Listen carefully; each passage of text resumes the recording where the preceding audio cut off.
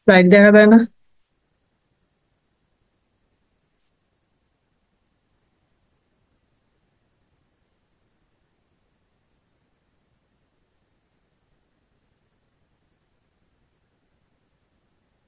আসলে স্লাইড দেখা যাচ্ছে।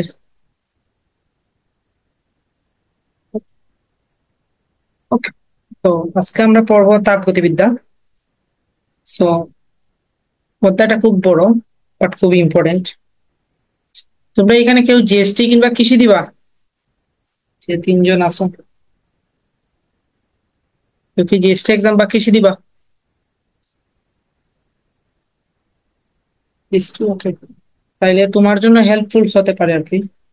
সো যদি জিএসটি দেও আর কি স্লাইডটা। আর শেষের দিকে ওই ইঞ্জিনের দক্ষতার ম্যাথ গুলো অ্যাড করতে পারি নাই সময় স্বল্পতার জন্য। তোমরা ওইগুলো একটু নিজেরা করে দিবা।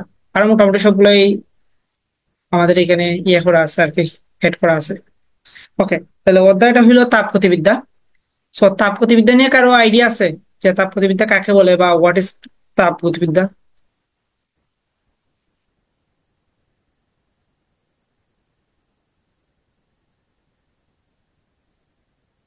আচ্ছা, তো দেখি আমরা ইয়োদের কি কি গুরুত্বপূর্ণ টপিকস আছে। প্রথমে আমরা দেখবো যে তাপমাত্রা ও বিভিন্ন স্কেল গুলো আমরা দেখতে পারবো, যে তাপ কি, তাপমাত্রা কি, তারপর ওই কেলভিন, সেলসিয়াস, এগুলোর আমরা রিলেশনশিপ দেখবো। তারপর দেখবো আমরা সিস্টেম এবং তাপগতিবিদ্যার শূন্যতম সূত্র। সো এইখানে কোনো ম্যাথ নাই, এইখানে আমাদের ম্যাথমেটিক্যাল পার্ট আছে, ঠিক আছে।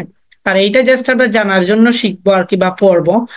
আর দেন হইলো তাপগতিবিদ্যার প্রথম সূত্র। এইখানেও একটা সিলি একটা ম্যাথ আছে এবং ইম্পর্টেন্ট ম্যাথ, যেটা ভার্সিটি স্ট্যান্ডার্ড আসতে পারে। দেন হইলো তাপ ধারণ ক্ষমতা, আপেক্ষিক তাপ, সুপ্ত তাপ, মূলার আপেক্ষিক তাপ। এইগুলো থেকেও তেমন ম্যাথ ট্যাথ আসবে না, বাট আমরা জানতে হবে আর কি। কারণ আমাদের এর পরের যে টপিকসটা ক্যালোরিমিতির মূলনীতি ও এন্ট্রপি, এইখানে আমাদের কাজে লাগবে। তার মানে আমরা যদি দেখি এই পর্যন্ত কি কি আছে, যেমন তাপ, তাপমাত্রা এবং বিভিন্ন স্কেল থেকে আমাদের ম্যাথমেটিক্যাল প্রশ্ন আসবে।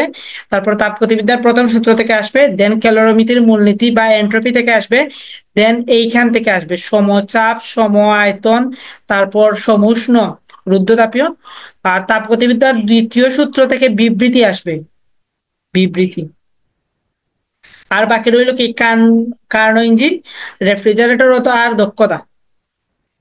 সো আমরা এই অধ্যায়ের ম্যাথমেটিক্যাল পার্ট এবং থিওরিক্যাল পার্ট কি কি আছে সহজ করে দিই, অনেক সমস্যা হয়। আচ্ছা, ওকে ভাই, চেষ্টা করবো এন্ট্রপিটা সহজ করে দেওয়ার। এন্ট্রপি সম্পূর্ণ ম্যাথই আছে এড করা, চেষ্টা করবো। আর যদি না বুঝো আর কি ক্লাসের মধ্যে কোয়েকশন করে দেবো, হোপফুলি বুঝতে পারবো। ওকে, তাইলে আমরা শুরু করি। তো প্রথমেই দেখো, তাপ, তাপমাত্রা, এইগুলা সম্পর্কে আমরা একটু জানি। সবগুলোই লেখা আছে এখানে।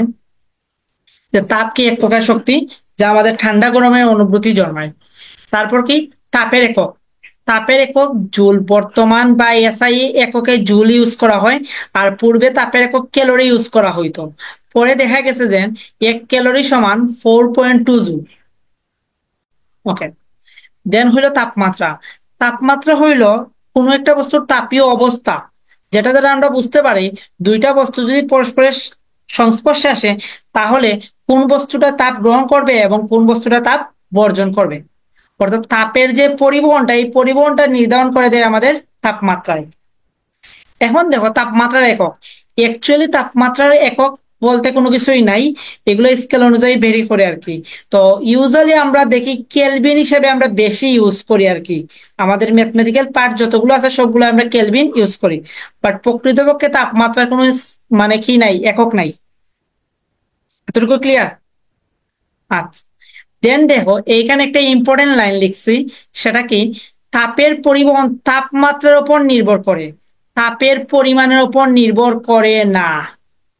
লাইক দ্যাট, দুইটা বস্তু ধরো এইভাবে আছে, একটা বস্তুর তাপ হইল 20 জুল, আর একটা বস্তুর তাপ হইল 50 জুল। দেন এইখানে তাপমাত্রা হইল আমাদের 50 ডিগ্রি সেন্টিগ্রেড, এবং এইখানে তাপমাত্রা হইল আমাদের 30 ডিগ্রি সেন্টিগ্রেড। এই দুইটা বস্তুকে তুমি যদি সংস্পর্শে আনো বা কানেক্টেড করো, তাইলে বস্তুর তাপের পরিবহনটা ঘটবে এই দিকে, নট এই দিকে, এই দিকে ঘটবে না। কারণ তাপের পরিবহনটা ঘটে তাপমাত্রার উপর ভিত্তি করে, অর্থাৎ তাপের পরিবহন ঘটে উচ্চ তাপমাত্রা থেকে নিম্ন তাপমাত্রায়। নর্মালি এই ধরনের কেস হয় না, যে বস্তুর তাপ বেশি থাকে তার তাপমাত্রাও বেশি থাকে। যদি বাই এনি চান্স এই ধরনের কোনো কেস ঘটে, তাইলে ঘটবে কিন্তু ওই 50 ডিগ্রি সেন্টিগ্রেড থেকে যাবে 30 ডিগ্রি সেন্টিগ্রেডে। এতটুকু বুঝতে পারছি? লাইক দ্যাট, ওই যে আমাদের যে পানির যে পরিবহনটা, পানীয় উচ্চতা থেকে নিম্ন উচ্চতায় যায়, এখানে পরিমাণের উপর ডিপেন্ড করে না। ঠিক সিমিলারলি তাপের পরিমাণের উপর নির্ভর করে না, নির্ভর করে তাপমাত্রার উপর।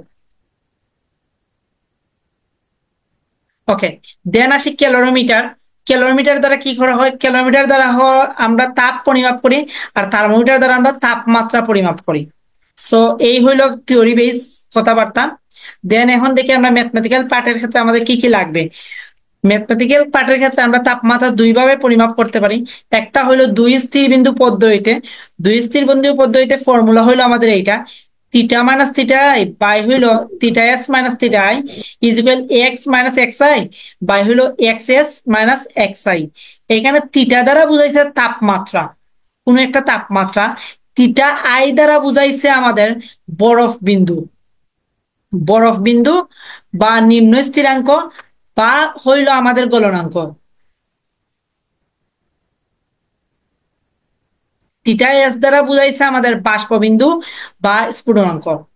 আর এইখানে এক্স দ্বারা বুঝাইছে তাপমাত্রিক ধর্ম। তাপমাত্রিক ধর্ম দ্যাটস মিন আয়তন হইতে পারে, চাপ হইতে পারে, পারদ থার্মোমিটারের উচ্চতা হইতে পারে, বা রোধ হইতে পারে। যেগুলো তাপমাত্রার সাথে পরিবর্তিত হয় সেগুলাকে বলা হয় তাপমাত্রিক ধর্ম। আচ্ছা, দেন হইলো তাপমাত্রার বিভিন্ন স্কেল। ইউজুয়ালি আমরা তিনটা স্কেলেই বর্তমানে ব্যবহার করি। একটা হলো সেলসিয়াস স্কেল, আরেকটা হলো ফারেনহাইট স্কেল, আরেকটা হলো কেলভিন স্কেল। এইগুলার প্যারামিটার। সো এইগুলা কিন্তু এই ফর্মুলার উপর ভিত্তি করে আসছে, দেন এই ফর্মুলার থেকেই ভিত্তি করে আসছে। যেমন ধরো, আমি যদি বলি কেলভিন স্কেলের ক্ষেত্রে আমাদের বরফ বিন্দু হইল, সরি, সেলসিয়াস স্কেলের ক্ষেত্রে আমাদের বরফ বিন্দু হইল 0, আর থিটা সমান ধরে নিলাম আমি সি, দেন বাষ্পবিন্দু হইলো 100/0। সিমিলার কেস ফারেনহাইটের ক্ষেত্রে F-32, দেন হইলো আমাদের কত, এইটা মেবি 180 - 32। তো ফারেনহাইট স্কেলে আমাদের বাষ্পবিন্দু হইলো 180, আর বরফ বিন্দু হইলো 32। সো এইখানে যদি তুমি করো তাইলে এটা পাইবা 5C/5, আর এটা পাইবা 32, 9। এখানে 180 না, এটা মেবি 220 বা 212, সরি 212, এটা 212। তাহলে এখানে 180 আসবে, তাহলে 20 দ্বারা ডিভাইডেড করলে এখানে আসবে 5, এখানে আসবে 9। সো এই ফর্মুলা থেকেই আমাদের নিচের যে ফর্মুলাটা আসছে প্রমাণ করা যায় আর কি। দেন আসো, এইটা খুবই ইম্পর্টেন্ট। যদি পার্থক্য দেয়া থাকে, তাপমাত্রার ডিফারেন্স দেয়া থাকে, তাইলে সেলসিয়াস স্কেলে যা হবে কেলভিন স্কেলে সেম হবে, বাট ফারেনহাইট স্কেলে হবে তার 1.8 গুণ। পার্থক্য দেয়া তাহলে সেলসিয়াস স্কেলে যা কেলভিন স্কেলে সেম, আর ফারেনহাইট স্কেলে হইল 1.8 গুণ। আর যদি এমনিতে দেয়া থাকে তাহলে সেলসিয়াস স্কেল থেকে কেলভিন স্কেলে যাইতে হইলে আমাদের কি করতে হয়? 273 যোগ করতে হয়, হোপফুলি আমরা জানি। আর ফারেনহাইট স্কেলে যাইতে হলে এইভাবে কোনো শর্টকাট নাই, এই ফর্মুলা অ্যাপ্লাই করে ফেলবা। দেন আসে আমাদের এক স্থির বিন্দু পদ্ধতি। তো এক স্থির বিন্দু পদ্ধতিতে আমরা ফর্মুলাটা লিখতে পারি এইভাবে, T1/T2 = x1/x2। আচ্ছা, এখানে T1 হইলো কেলভিন স্কেলের টেম্পারেচার, এখানে T1 T2 হলো কেলভিন স্কেলের টেম্পারেচার। তারপরে আসি তৈলবিন্দু। তৈলবিন্দুর ক্ষেত্রে এই চাপটা ইম্পর্টেন্ট, ঠিক আছে, যে 4.58 মিলিমিটার মার্কারি চাপে যে তাপমাত্রায় কোনো বস্তু একই সাথে কঠিন, তরল ও বায়বীয় এই তিন ভৌত অবস্থায় বিরাজ করে, সেই তাপমাত্রাকে ওই বস্তুর তৈলবিন্দু বলে। তার মানে এখান থেকে বুঝতে পারলাম তৈলবিন্দু কি একটা তাপমাত্রা। কোন ধরনের তাপমাত্রা? যে তাপমাত্রা পদার্থের তিনটা ভৌত অবস্থায় থাকে এবং তার সাথে চাপ কত হতে হবে? 4.58 মিলিমিটার মার্কারি। তাইলে এইখান থেকে বলা যায় পানির তৈলবিন্দু হইল 273.16 কেলভিন, অর্থাৎ পানি 4.58 মিলিমিটার মার্কারি চাপে এত তাপমাত্রায় তিনটা ভৌত অবস্থায় বিরাজ করে। দেন হইলো আমাদের আরেকটা ইম্পর্টেন্ট ম্যাথ আসে, সেটা হলো ত্রুটিপূর্ণ থার্মোমিটার দিয়ে আর কি। সো ত্রুটিপূর্ণ থার্মোমিটারের ফর্মুলা হলো এইটা। সো এইখানে কার পরিচয় কি আমি নুসিয়া সুন্দর করে লিখে দিছি। হোপফুলি তোমরা যদি স্লাইডটা দেখো বা পরে যদি ভিডিওটা দেখো তাহলে এটা বুঝতে পারবা। বা যারা এই ফর্মুলা গুলো জানো তাদের জন্য তো এগুলো পানি বা দুধ ভাত। তো এ যাবৎকাল যা বক বক করছে সবাই বুঝতে পারছি? কোনো প্রশ্ন আছে এই বক বকের? থাকলে প্রশ্ন করতে পারো।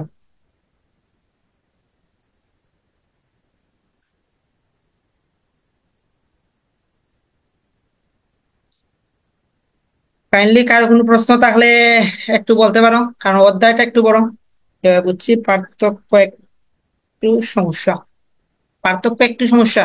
আচ্ছা বলো কি সমস্যা।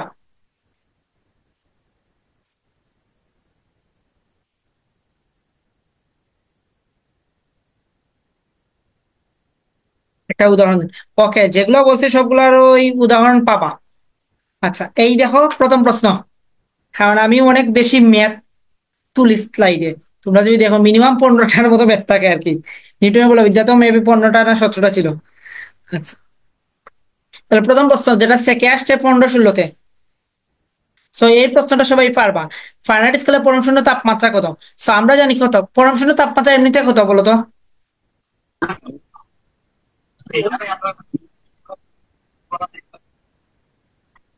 পরম শূন্য তাপমাত্রা এমনিতে কত?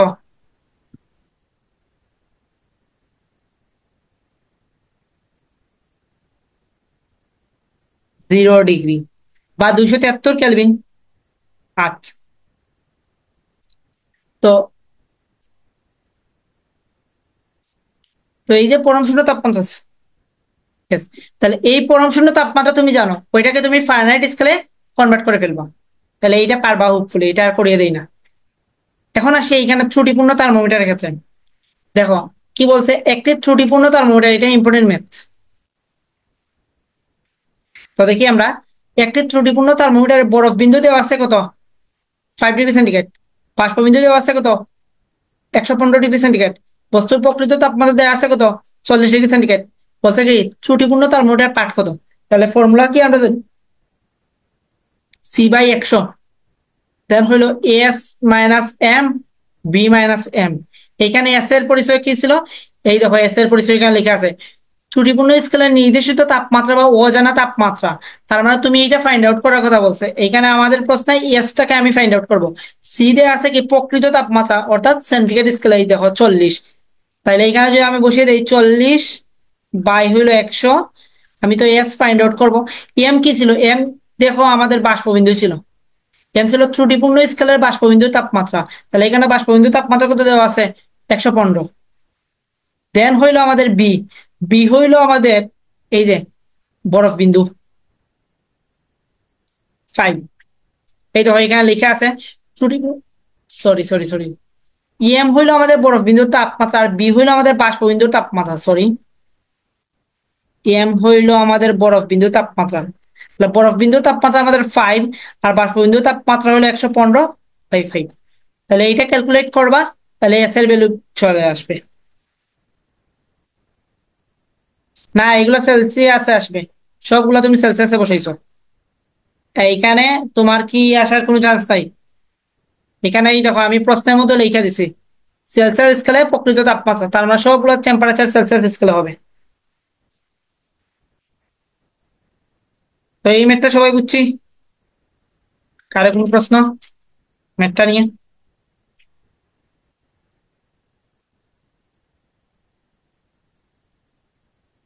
ওকে, দেন হইল কোন তাপমাত্রা ফারেনহাইট এবং সেলসিয়াস স্কেল সমান পাঠ দিবে, এইটা নিজ দায়িত্বে করে নিবা। এবং আরেকটা করবা, কোন তাপমাত্রায় যে তোমার ফারেনহাইট এবং কেলভিন স্কেল সমান তাপমাত্রা দিবে, পাঠ দিবে। ঠিক আছে, এটা ডাহা মুখস্থ করে নিবা। আর আরেকটা জিনিস, সেলসিয়াস এবং কেলভিন কখনোই সমান পাঠ দিবে না। ঠিক আছে, যদি বলে যে কোন তাপমাত্রা সেলসিয়াস এবং কেলভিন স্কেল সমান পাঠ দিবে, সেটা কখনোই পাওয়া সম্ভব না। আচ্ছা, তো আমরা এখন দেখি আরেকটা, যে একটি স্থির চাপ থার্মোমিটারে গ্যাস আয়তন পানির তৈরি বিন্দুতে কত দেওয়া আছে? 4 লিটার, এবং সালফারের স্ফুটনাঙ্ক দেওয়া আছে 1.4 লিটার। স্ফুটনাঙ্কে সালফারের স্ফুটনাঙ্ক কত ডিগ্রি সেলসিয়াস বা কত সেলসিয়াস? ওকে, ফাইন। তাইলে বলছে কি পানির তৈল বিন্দুতে দেয়া আছে কত আমাদের? 4 লিটার আয়তন দেওয়া আছে। তাহলে আমরা এখানে এক স্থির বিন্দু পদ্ধতি হবে, T1/T2 is equal x1 by হলো x2। তাহলে T1 কে তুমি ধরে নিতে পারো সালফারের স্ফুটনাঙ্ক, তাহলে সালফারের স্ফুটনাঙ্ক তুমি জানো না। আর T2 পানির তৈলবিন্দু আমরা জানি 273.16 ইজ ইকুয়াল সালফারের স্ফুটনাঙ্কে তোমার আয়তন কত ছিল? 1.5। আর পানির তৈলবিন্দুতে ছিল কত আমাদের? 4। তাহলে আমাদের T1টা বের হবে কত? 1.5 বাই হলো 4 ইন্টু 273.16। এটা বের হবে কোন এককে? কেলভিনে। এখন তোমাকে বলছে কি সেলসিয়াসে নেওয়ার জন্য, তাহলে এই ভ্যালু থেকে 273 মাইনাস করে দিবা, তাহলে তোমার সেলসিয়াসে চলে আসবে। প্রশ্ন 4 বুঝতে পারছি?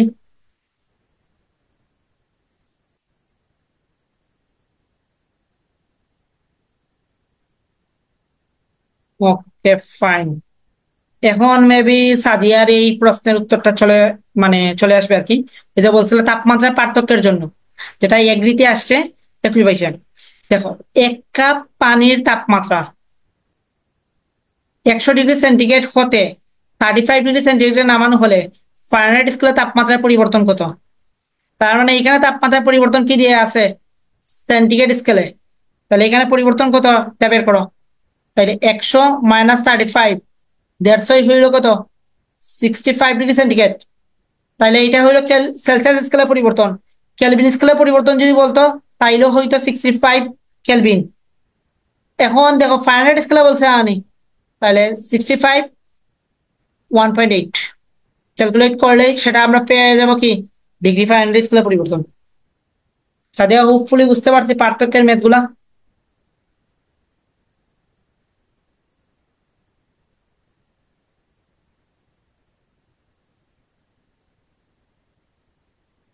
বা অন্য কারো কোনো সমস্যা তাহলে বলতে পারো। কবিরাজ, নূরজাহান, সাদিয়া, ফারহাত।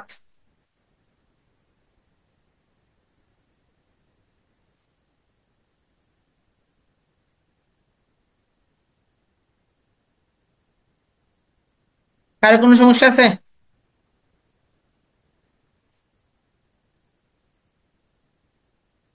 ওকে, তারপরে দেখো এখানে বিভিন্ন স্কেলের নিম্ন এবং ঊর্ধ্ব স্থিরাঙ্ক দেওয়া আছে। এইগুলো একটু তোমরা চাইলে দেখতে পারো আর কি। আমরা তো সচরাচর ইউজ করি কি Celsius scale, Fahrenheit scale and Kelvin scale. আমরা সচরাচর এই তিনটা স্কেল ইউজ করি। তারপরে আরো কিছু প্রচলিত স্কেল আছে, যেমন রুমার স্কেল, রানকিন স্কেল, এইগুলা চাইলে তোমরা দেখতে পারো।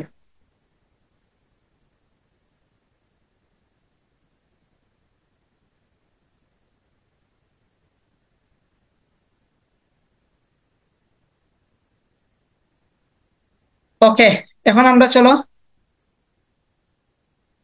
সিস্টেম জিনিসটা বুঝবো। সিস্টেম অ্যাকচুয়ালি কি? তো দেখো, সিস্টেম হইল পদার্থের একটা অংশ, যে অংশ নিয়ে আমরা কি পরিবেশ থেকে বিচ্ছিন্ন করে পরীক্ষা নিরীক্ষা করি। তাহলে পরিবেশ হতে কোনো একটা পদার্থকে বিচ্ছিন্ন করে বা পরিবেশের কোনো একটা অংশকে আমরা বিচ্ছিন্ন করে নিয়ে যদি আমরা পরীক্ষা নিরীক্ষা চালাই, তাইলে সেটাকে বলা হয় সিস্টেম। তাহলে আমাদের এই সিস্টেম হইল 3 প্রকার। কি কি? উন্মুক্ত সিস্টেম। এই উন্মুক্ত সিস্টেমে কি করতে পারে? পরিবেশের সাথে বল এবং শক্তি বিনিময় করতে পারে। দেন হলো আমাদের বদ্ধ সিস্টেম। বদ্ধ সিস্টেম কি করতে পারে? শুধুমাত্র শক্তি বিনিময় করতে পারে, ভর বিনিময় করতে পারে না। আর আরেকটা হলো আইসোলেটেড বা বিচ্ছিন্ন সিস্টেম, যেটা হলো ভর এবং শক্তি কোনোটাই বিনিময় করতে পারে না। সো এইগুলো যদি তোমাদের ওই যারা জিএসটি দেও বা এগ্রি দিবা, তাদের জন্য ইম্পর্টেন্ট একটা এমসিকিউ হইতে পারে। ঠিক আছে? দেন হলো তাপগতিবিদ্যার 0তম সূত্র। তো দেখো, তাপগতিবিদ্যার 0তম সূত্র, এইটার নামটাই খুব হিস্টোরিক্যাল। দেখো, প্রথম যে সূত্রটা আবিষ্কার হয়েছিল সেটা হলো তাপগতিবিদ্যার প্রথম সূত্র। প্রথম সূত্র আবিষ্কার হওয়ার পর সামহাও কোনো একজনে এমন একটা সূত্র আবিষ্কার করছেন যেটা খুব বেসিক সূত্র। এবং এই বেসিক সূত্র আমরা তো যে কোনো সূত্রের প্রথমে এই প্রথম দেই, বেসিক কোনো কিছুই তো আমরা প্রথম দিয়ে শুরু করি। কিন্তু যেহেতু প্রথম সূত্র আবিষ্কার হয়ে গেছিল, এটা সাফাও হয়ে গেছে, তাহলে ওই বেসিক সূত্রের তো একটা ভ্যালু দেওয়া উচিত। এজন্য এটাকে দেওয়া হয়েছে 0তম সূত্র। তো প্রথমে আবিষ্কৃত হয়েছে তাপগতিবিদ্যার প্রথম সূত্র, দেন আবিষ্কার হয়েছে তাপগতিবিদ্যার শূন্যতম সূত্র। আচ্ছা যাই হোক, এটা হলো গল্প আর কি। সো তাপগতিবিদ্যার শূন্যতম সূত্রটা কি বলছে দেখো, বলছে দুটি বস্তু যদি তৃতীয় কোনো বস্তুর সাথে তাপীয় সাম্যাবস্থায় থাকে, তাহলে প্রথমোক্ত বস্তু দ্বয় পরস্পরের সাথে তাপীয় সাম্যাবস্থা থাকবে। বিষয়টা যদি আমি একটু বুঝাই, তাহলে ধরো এইখানে একটা এ বস্তু আর এইখানে বি আর একটা বস্তু, এই এ এবং বি সি এর সাথে তাপীয় সাম্যাবস্থা আছে। আচ্ছা আমরা কি জানি তাপীয় সাম্যাবস্থা কাকে বলে, বা কোন কন্ডিশন হইলে সেটা তাপীয় সাম্যাবস্থা থাকবে?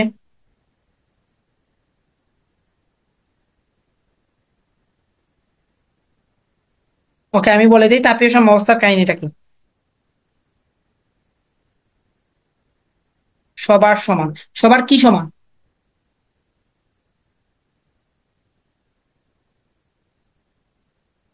ন, তাপ না, তাপমাত্রা। ঠিক আছে, দুইটা বস্তু যদি তাপমাত্রা সমান থাকে, তাইলে সেটাকে বলা হয় তাপীয় সাম্যাবস্থা। বুঝা গেল?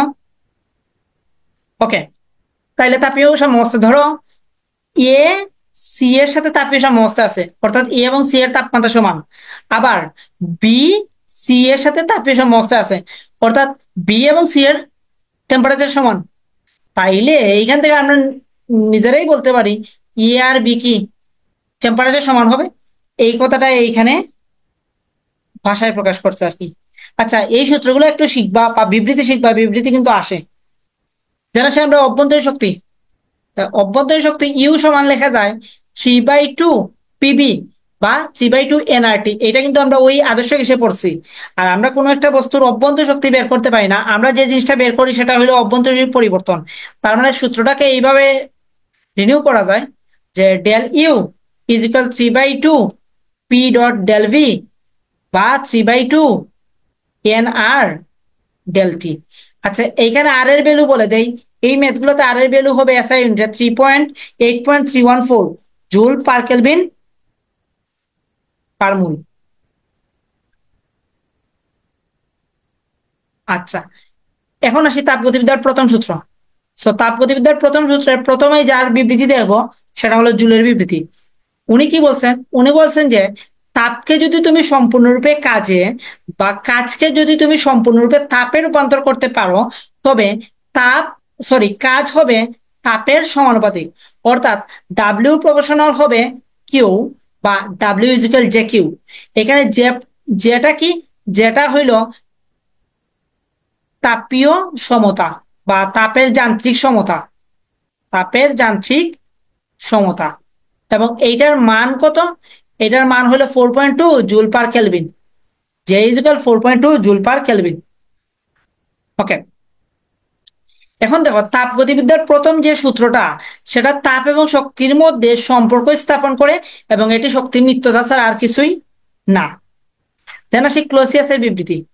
ক্লোসিয়াস সাহেব কি বলছেন, এইটাই ইম্পর্টেন্ট। তাপগতিবিদ্যার প্রথম সূত্র বলতে আমরা নর্মালি এই সূত্রটা বুঝবো যদি আমাদের ডিনোটেট করে না দেয়। যদি বলো তোমাকে তাপগতিবিদ্যার প্রথম সূত্র বিবৃতি করো, তাহলে আমরা ক্লোসিয়াসের সূত্রটাই বিবৃতি করব। আর যদি বলে তাপগতিবিদ্যার প্রথম সূত্র জুলের বিবৃতি করো, তাইলে আমরা জুলের বিবৃতিটা করবো। হোপফুলি বুঝতে পারছি আমরা।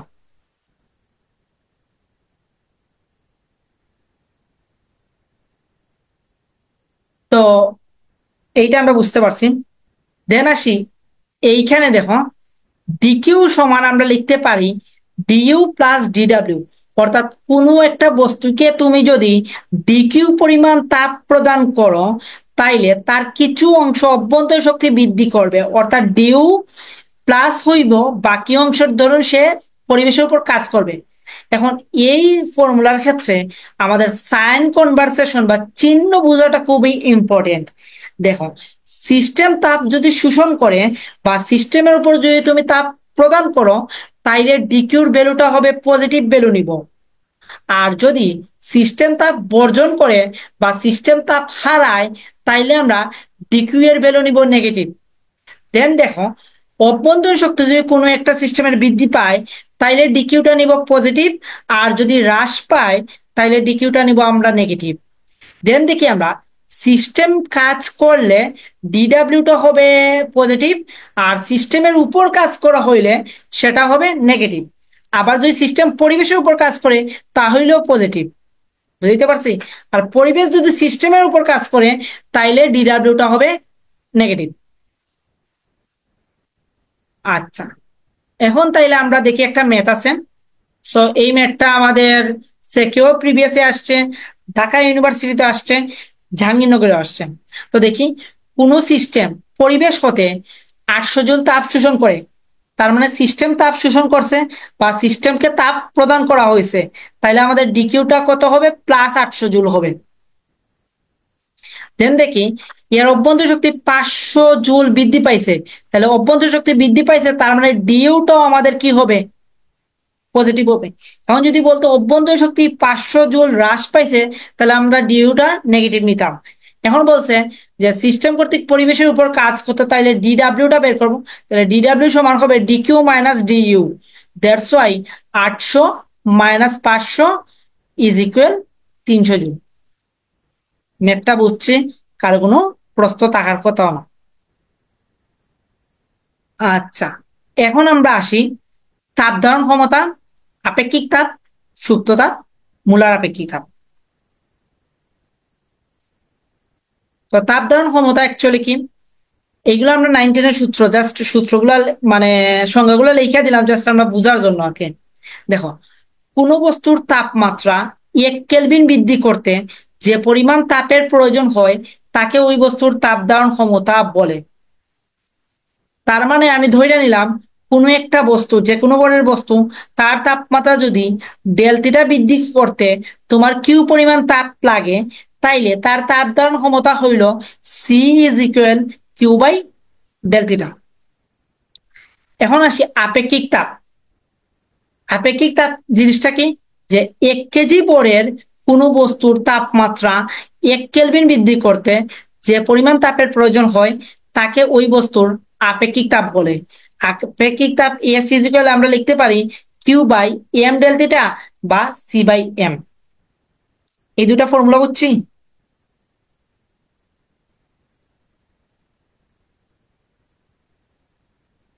এখন আমার একটা প্রশ্ন আছে, আমাকে বলো তাপ ধারণ ক্ষমতা এবং আপেক্ষিক তাপ এই দুইটার মধ্যে কোনটা ভরের উপর নির্ভরশীল? তাপ ধারণ ক্ষমতা এবং আপেক্ষিক তাপ এই দুইটার মধ্যে কোনটা ভরের উপর নির্ভরশীল?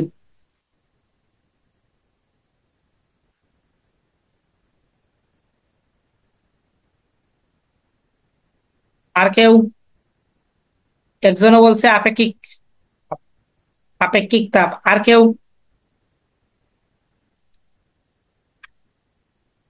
আচ্ছা, দুইজনের আনসার পাইছি, ফাইন। এখন কথা হচ্ছে গিয়ে চরম সত্য হইল গিয়ে দুইজনের আনসার রং। কি জন্য রং দেখো, আপেক্ষিক তাপের ফর্মুলাতে ইএম আছে বিদায় আমরা ধরে নিছি যে এইটা ভরের উপর নির্ভরশীল, এইটাই ধরাটা স্বাভাবিক। বাট দেখো, আপেক্ষিক তাপটা কত ভরের জন্য আমরা বের করি? 1 কেজি ভরের জন্য। তার মানে তুমি ইয়া বড় একটা বস্তু নেও না কেন, দুইটা বস্তু নেও না কেন, তিনটা বস্তু নেও না কেন, ডাজন্ট ম্যাটার, ওই বস্তুর তো তুমি 1 কেজি ভরটা নিয়ে কাজ করছো। তার মানে তুমি যে ভরেরই বস্তুটা নেও না কেন, তার আপেক্ষিক তাপ ফাইন্ড আউট করতে হলে আমাদের 1 কেজি লাগবে। সো এইখানে ভরের উপর নির্ভরশীল না, ভরটা কনস্ট্যান্ট। সো আপেক্ষিক তাপ এবং তাপ ধারণ ক্ষমতার মধ্যে আমাদের তাপ ধারণ ক্ষমতাটা হইল ভরের উপর নির্ভরশীল। বুঝাইতে পারছি? কারণ আপেক্ষিক তাপটা ফিক্সড, এস এর মান ফিক্সড। দেখো সি সমান তুমি কি লিখতে পারো? M S. এখন দেখো এস এর মান তো ফিক্সড, এখন এম যত বাড়াইবা সির মানটা বাড়বো, অর্থাৎ সি প্রপোর্শনাল এম। তার মানে আপেক্ষিক তাপ এবং তাপ ধারণ ক্ষমতার মধ্যে তাপ ধারণ ক্ষমতা হইলো ভরের উপর নির্ভরশীল।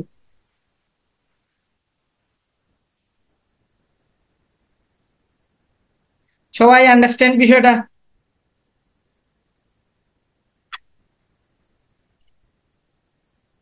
ওকে, ফাইন।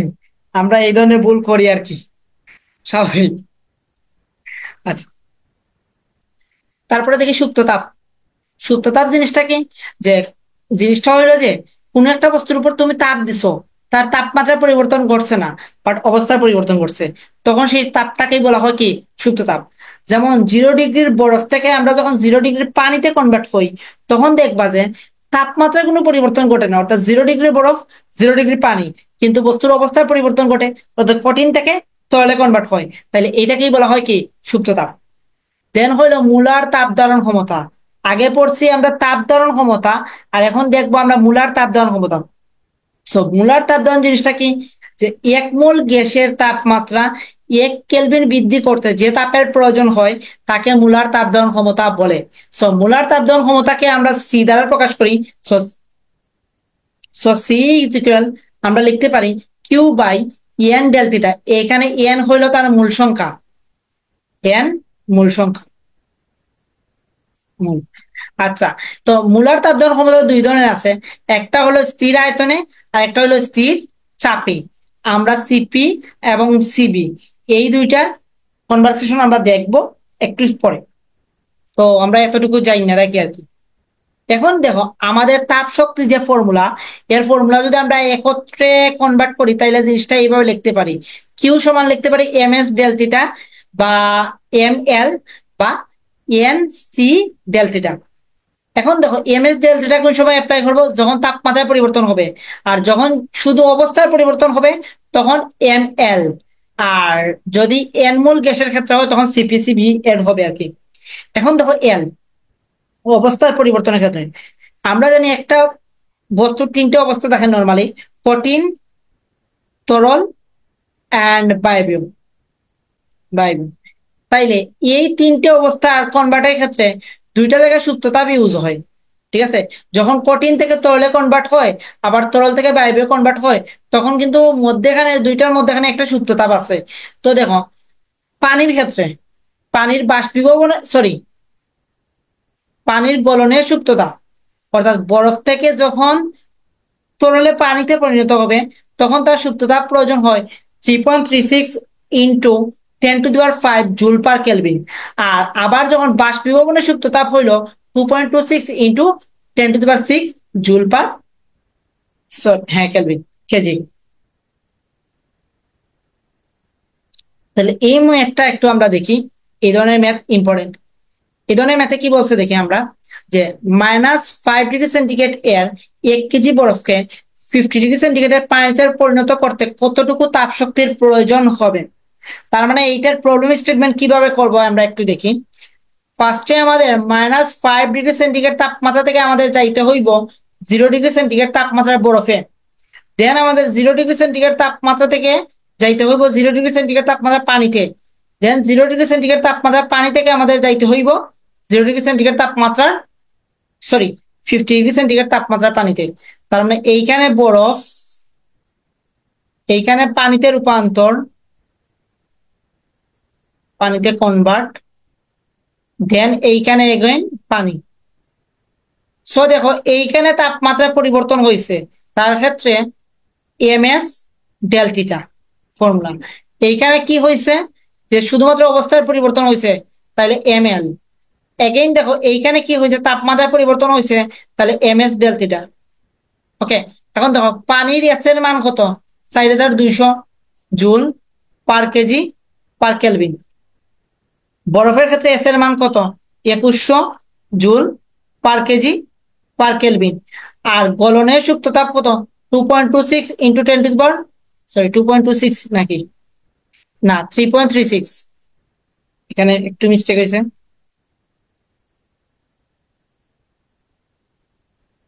এটা হবে 3.36 ইন্টু 10⁵। আর এম এর ভ্যালু যদি এই আছে 1 কেজি, তাহলে এইগুলোর সামেশন করলে কিন্তু আমরা পেয়ে যাবো। ডেলথিটা এখানে কত হবে, ডেলথিটা হবে এখানে 5, দেন এইখানে ডেলথিটা হবে 50। তাহলে এটার আনসার বুঝছি।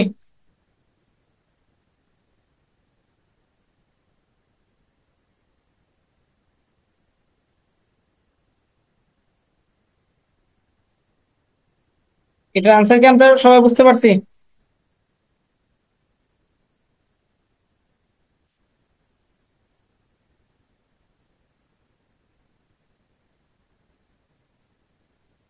জি ভাইয়া, বুঝছি বুঝছি বুঝছি, ওকে। দেন আমরা দেখি এইটা, যে 5 গ্রাম ভরের একটি সীসার বুলেট কোনো দেয়ালে বাধাপ্রাপ্ত হলে তার তাপমাত্রা 160 কেলভিন বৃদ্ধি পায়। কোনোভাবে শক্তির অপচয় না ঘটলে সীসার বুলেটের বেগ কত? তার মানে সহজ হিসাব, একটা গতিশীল বুলেট ছিল, তার মানে তার গতিশক্তি ½ mv²। এই গতিশক্তি পরবর্তীতে কিসে কনভার্ট হয়েছে? তাপে কনভার্ট হয়েছে, এবং তাপমাত্রা যেহেতু পরিবর্তন করছে, তাহলে এই ক্ষেত্রে তাপটা হবে ms ডেল থিটা। সীসার ক্ষেত্রে এস এর ভ্যালু দেওয়া আছে, তাহলে এইখান থেকে তুমি ভির ভ্যালুটা বের করবা, √/mm বাদ, তাহলে √/2s ডেল থিটা। তাহলে এস এর মান বসিয়ে দাও 125, আর ডেল থিটার মান কত আমাদের? 160। শেষ আনসার। এটা বুঝছি।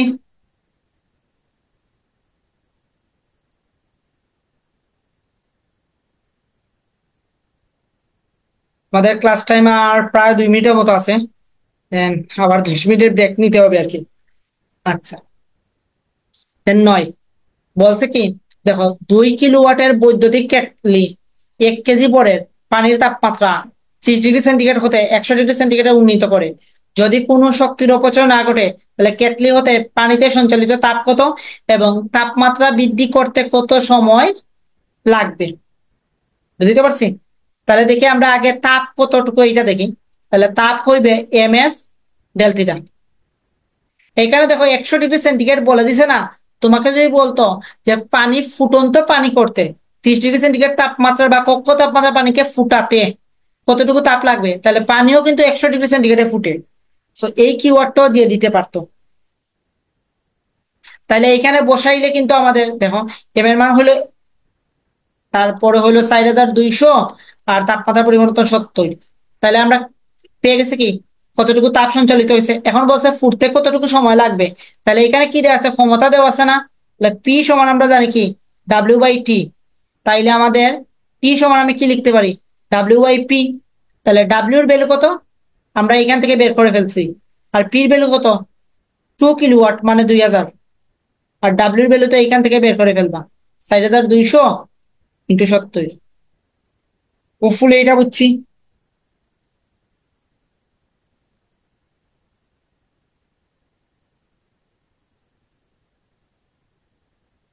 জি জি জি। ওকে, এর পরের প্রবলেমটা দেখি, যে কত উচ্চতা হতে, আমরা এই মেতে ছিলাম টাইম শেষ হওয়ার আগে। So, এখানে কি বলছে দেখি আমরা, যে কত উচ্চতা হতে এক টুকরা বরফ অভিকর্ষের প্রভাবে পড়লে যে তাপ উৎপন্ন হবে তাতে বরফের 10% গলে যাবে। তো ধরো আমি এই উচ্চতা হতে একটা বরফ, এই উচ্চতা হতে এক টুকরা বরফ পড়লো এইখানে ভূমিতে, ধরো পড়ার পর যে তাপটা উৎপন্ন হবে তাতে 10% গলে যাবে। তাইলে বরফ গলনের জন্য আমার ধরলাম ml তাপের প্রয়োজন হবে, কারণ বরফ গলবে। তাহলে বরফ কঠিন থেকে তরলে কনভার্ট হবে, সেখানে শুধুমাত্র কিসের পরিবর্তন হবে? শুধুমাত্র অবস্থার পরিবর্তন হবে, কোনো তাপমাত্রার পরিবর্তন হবে না। দ্যাটস ওয়াই অবস্থার পরিবর্তনের ক্ষেত্রে আমাদের প্রয়োজনীয় তাপ জানি কি আমরা, ml। তাহলে বরফ গলনের জন্য, সম্পূর্ণ বরফ গলনের জন্য আমাদের তাপের প্রয়োজন হবে ml। বাট কত পার্সেন্ট গলবে বলছে? 10%। তাহলে 10% অফ ml। এতটুকু বুঝতে পারছি। আচ্ছা, এখন বলছে কত উচ্চতা থেকে পড়ে। তাইলে ধরলাম এতটুকু উচ্চতা হতে পড়ছে, তার মানে এতটুকু উচ্চতার যে আমাদের বিভব শক্তি ছিল সেটাই তো এই তাপে কনভার্ট হবে। তার মানে আমরা এখানে বলতে পারি mgh is equal 10% of ml। এই এম এম বাদ, তাহলে আমরা এইচ সমান কি লিখতে পারি, যে 10% মানে 0.1 L বাই হইল আমাদের জি। তাইলে 0.1, আর এল এর মান কত?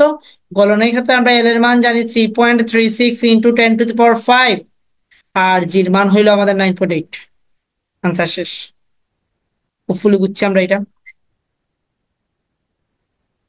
আচ্ছা, আমরা এখন যাইব ক্যালোরিমিতির মূলনীতি। সো ক্যালোরিমিতির মূলনীতি অ্যাকচুয়ালি কি?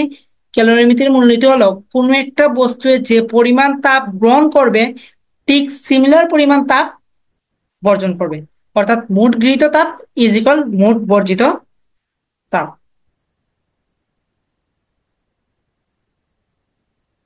আচ্ছা, তাহলে আমরা ক্যালোরিমিতির মূলনীতি বুঝলাম। এখন মেবি ফারহাতের সেই এন্ট্রপি। সো ফারহাদ একটু মনোযোগ দিলে হোপফুলি এন্ট্রপিটা বুঝতে পারবা এবং এই ক্লাসে ক্লিয়ার হবে আর কি। এরপরে আর এন্ট্রপি নিয়ে পেস লাগবে না, এতটুকু আমার দৃঢ় বিশ্বাস আছে। আচ্ছা দেখি আমরা ফার্স্ট অফ অল এন্ট্রপি জিনিসটা কি। এন্ট্রপি জিনিসটা হলো কোনো সিস্টেমের বিশৃঙ্খলার পরিমাণ, অর্থাৎ কোনো একটা সিস্টেম যত বেশি বিশৃঙ্খল হবে তার এন্ট্রপির পরিমাণ তত বেশি। লাইক দ্যাট, এখন যদি তোমাকে বলে একদল পিঁপড়া একটি সরলরেখা বরাবর লাইন বাই লাইন যাচ্ছে, আর আরেক দল পিঁপড়া একটি পথে এলোমেলো ভাবে যাচ্ছে, এখন বলো তো এইটা ধরে আমি প্রথম কেস, এইটা হলো দ্বিতীয় কেস, বলো তো কোন কেসের এন্ট্রপির পরিমাণ বেশি?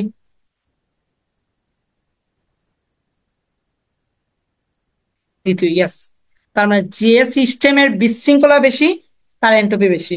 ওকে, দেন হইলো এন্ট্রপি আমাদের কি নির্দেশ করে? তাপ শক্তিকে কাজে রূপান্তরের অযোগ্যতা নির্দেশ করে। অর্থাৎ একটা সময় আমাদের আলেকজান্ডারে বলছিলেন তাপীয় অপমৃত্যু আর কি, একটা সময় এন্ট্রপির পরিমাণ এত পরিমাণ বৃদ্ধি পাবে যে আমরা তাপ থেকে কি করতে পারবো না, কাজে কনভার্ট করতে পারবো না, এটাকে তাপীয় মৃত্যু বলা হয় আর কি। সো তাপ শক্তি কাজে রূপান্তরের অযোগ্যতা হইল এন্ট্রপি। দেন হইল এন্ট্রপি হইল রুদ্ধতাপীয় প্রক্রিয়ার একটা ধ্রুব রাশি। রুদ্ধতাপীয় প্রক্রিয়ায় যে রাশিটা ধ্রুবক থাকে তাকে বলা হয় এন্ট্রপি। আচ্ছা, সো আমরা কোনো একটা বস্তুর এন্ট্রপি মানে প্রকৃত এন্ট্রপি নির্ণয় করতে পারি না, আমরা যেটা ফাইন্ড আউট করি সেটা হলো এন্ট্রপির পরিবর্তন। আমরা ফাইন্ড আউট করতে পারি শুধুমাত্র এন্ট্রপির পরিবর্তন। সো এই এন্ট্রপির পরিবর্তন ডিএস বা ডেলএস হোয়াট এভার যেভাবেই তুমি প্রকাশ করো না কেন, এন্ট্রপির পরিবর্তন আমরা বলতে পারি কিউ বাই টি, অর্থাৎ তাপ বাই তাপমাত্রা। এখানে তাপমাত্রা কিন্তু আমাদের কেলভিন স্কেলে, বা এই তাপটাকে বলা হয়, বলতে পারো তুমি ইএমএল বাই টি। যদি তাপমাত্রাটা স্থির থাকে, তাপমাত্রা স্থির থাকলে বস্তুর শুধুমাত্র অবস্থার পরিবর্তন হবে। তাহলে অবস্থার পরিবর্তনের ক্ষেত্রে আমরা জানি কি তাপটা কি এমএল, একটু আগেও আমরা অ্যাপ্লাই করছি, তাইলে এমএল বাই টি যদি স্থির তাপমাত্রায় হয়। বাট কোনো একটা কেসে তোমার তাপমাত্রা স্থির না, তাপমাত্রা পরিবর্তিত হইল, তাইলে তোমার এন্ট্রপির পরিবর্তনটা কি হবে? তখন আমরা এন্ট্রপির পরিবর্তন হবে এইটা। অ্যাকচুয়ালি আমাদের ইন্টিগ্রেশন করে বের করতে হয়, এই ইন্টিগ্রেশনকে আমরা সরলীকরণ করলে এইটা লিখতে পারি। তাইলে যদি আমাদের তাপমাত্রার পরিবর্তন ঘটে তাইলে এন্ট্রপির ফর্মুলা হইল MS ln T two by T one. T one হইল আদি টেম্পারেচার এবং টি টু হইল তোমার শেষ টেম্পারেচার, অর্থাৎ টি ওয়ান শুরুর টেম্পারেচার এবং টি টু হইল তোমার শেষের টেম্পারেচার। স্বাভাবিক অবস্থায় প্রাকৃতিক যত ঘটনা ঘটে সব ঘটনায় কিন্তু আমাদের পরিবেশের এন্ট্রপি বৃদ্ধি পায়। আচ্ছা, আরেকটা হলো পাইরোমিটার। এই পাইরোমিটার কি? পাইরোমিটার হইলো ওয়ান কাইন্ড থার্মোমিটার, যার সাহায্যে আমরা 500 ডিগ্রি বা তার অধিক টেম্পারেচার পরিমাপ করতে পারি, মেজারমেন্ট করতে পারি। তাইলে এন্ট্রপির ফর্মুলা তো আমরা বুঝতে পারছি। চলো এখন এই ফর্মুলা অনুযায়ী আমরা কি করি, একটা ম্যাথ অ্যাপ্লাই করি। ম্যাথে অ্যাপ্লাই করি এবং যেটা শিখে আসছে আমাদের 15-16 সেশনে। তো ম্যাথটা ছিল কি আমাদের, দেখি, 5 কেজি পানিকে 10 ডিগ্রি সেন্টিগ্রেড হতে 100 ডিগ্রি সেন্টিগ্রেড তাপমাত্রায় উন্নীত করতে এন্ট্রপির পরিবর্তন কত? তার মানে এইখানে দেখো পানি একটা অবস্থায় আছে এবং তাপমাত্রার পরিবর্তন ঘটছে, তাহলে এন্ট্রপির পরিবর্তনের সূত্রটা কি হবে? ডিএস এম এস লন টি2/টি1। এইখানে কিন্তু টি2 এবং টি1 কে নিতে হবে আমাদের কেলভিন স্কেলে। তাইলে এম এর ভ্যালু কত দেওয়া আছে 5, এস এর ভ্যালু আমরা জানি 4200, লন টি2 মানে হইলো 373 আর 283, করলে যা আসবে সেটাই হইলো আমাদের এন্ট্রপির পরিবর্তন। এখন দেখো এইখানে যদি কেসটাকে এইভাবে দিত যে 5 কেজি বরের পানিকে তুমি, পানি না, 5 কেজি বরের -5 ডিগ্রি সেন্টিগ্রেড তাপমাত্রার বরফকে তুমি 100 ডিগ্রি সেন্টিগ্রেড তাপমাত্রার পানিতে পরিণত করতে এন্ট্রপির পরিবর্তন কত? তাইলে এইখানে আমাদের তিনটে স্টেটে সামনে যাইতে হবে। First of all -5 degree centigrade বরফকে তোমার 0 ডিগ্রি বরফে কনভার্ট করার জন্য আমাকে এন্ট্রপি বের করতে হবে, ডিএস1 ধরলাম। তারপর 0 ডিগ্রির বরফকে 0 ডিগ্রির পানিতে কনভার্ট করতে আমাদের এন্ট্রপির পরিবর্তন ডিএস2। দেন 0 ডিগ্রির পানিকে 100 ডিগ্রি সেন্টিগ্রেড পানিতে কনভার্ট করতে এগেইন এন্ট্রপির পরিবর্তন DS3। এই তিনটার সামেশন করলে আমরা যেটা পাবো সেটাই হলো এই কেসের ক্ষেত্রে মোট এন্ট্রপির পরিবর্তন। তাইলে এই ক্ষেত্রে দেখো এইখানে কি হবে, যেহেতু তোমার টেম্পারেচারে পরিবর্তন করছে, তাইলে MS লন T2/T1। তাইলে এইখানে বরফের ক্ষেত্রে এস এর ভ্যালু হইলো আমাদের 4200, আর এম এর মান তো দেওয়া আছে 5, আর লন T2/T1, হইলো 0 ডিগ্রি, মানে 273, আর T1 হইলো 205 কমাইলে কত হয়, 268। আর এইখানে কি করছে, DS2 ক্ষেত্রে শুধুমাত্র অবস্থার পরিবর্তন করছে, তাহলে ML। এখন দেখো বরফের গলনের সুপ্ত তাপ কত, 5 × 3.36 × 10⁵ দেন হইলো এই ক্ষেত্রে এইখানে কি করছে, এগেন তাপমাত্রায় পরিবর্তন করছে, তাইলে MS লন T2 তার মানে 373 হইলো 273, আর এস এর ভ্যালু এখন কি 4200।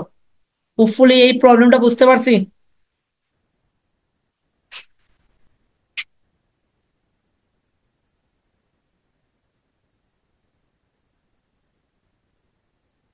ফারহাদ, আর কি কোনো কোয়েকশন আছে তোমার সেন্ট্রপি নিয়ে?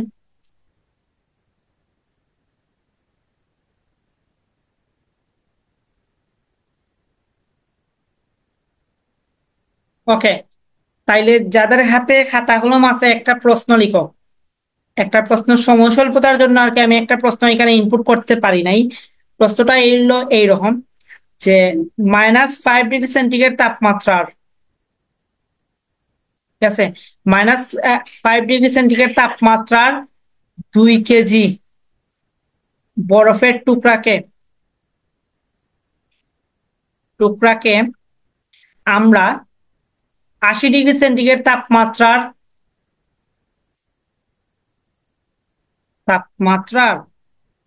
1 কেজি পানিতে ফেলা হলো। মিশ্রণের তাপমাত্রা কত?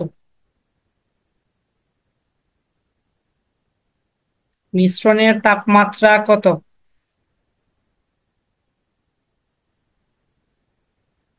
সো এইটাকে আমরা ফাইন্ড আউট করতে পারবো যে -5 ডিগ্রি সেন্টিগ্রেড তাপমাত্রার 2 কেজি বরফের টুকরাকে 80 ডিগ্রি সেন্টিগ্রেড তাপমাত্রার 1 কেজি পানিতে ফেলা হলো, মিশ্রণের তাপমাত্রা কত? আচ্ছা, তোমরা নিজেরা একটু ট্রাই করবা, ঠিক আছে? সো প্রশ্নটা আমি দিলেই, স্লাইড দিলেই তোমরা প্রশ্নটা পেয়ে যাবা। আর যারা লিখে ফেলছো তারা তো লিখে ফেলছো, স্মার্ট, তারা লিখে ফেলছো।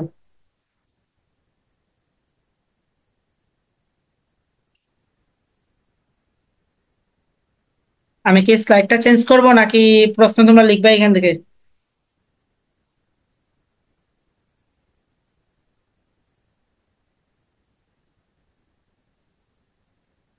লিখছি ভাইয়া, ওকে ফাইন।